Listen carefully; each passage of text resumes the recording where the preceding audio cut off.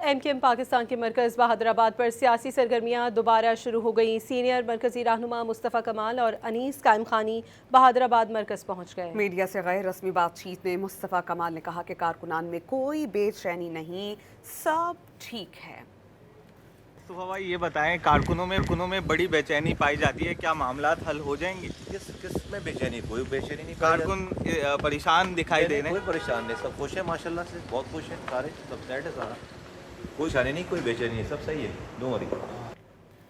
MQM Pakistan के मरकज़ बहादुराबाद पर सियासी सरगर्मियां दोबारा शुरू हो गईं। सीनियर मरकजी रहनुमा मुस्तफ़ा कमाल और अनीस कायम खानी बहादुराबाद मरकज़ पहुंच गए। मीडिया से गैर रस्मी बातचीत में मुस्तफ़ा कमाल ने कहा कि कारकुनान में कोई बेचैनी नहीं, सब ठीक है। मुस्तफ़ा भाई, ये बताएं, कारकुनों में बड़ी बेचैनी पाई जाती है, क्या मामलात हल हो जाएंगे? किस में बेचैनी? कोई बेचैनी नहीं। कारकुन परेशान दिखाई दे रहे हैं। कोई परेशान नहीं, सब खुश है माशाल्लाह से, बहुत खुश है सारे, सब सेट है सारा, कोई परेशानी नहीं, कोई बेचैनी नहीं, सब सही है, डोंट वरी।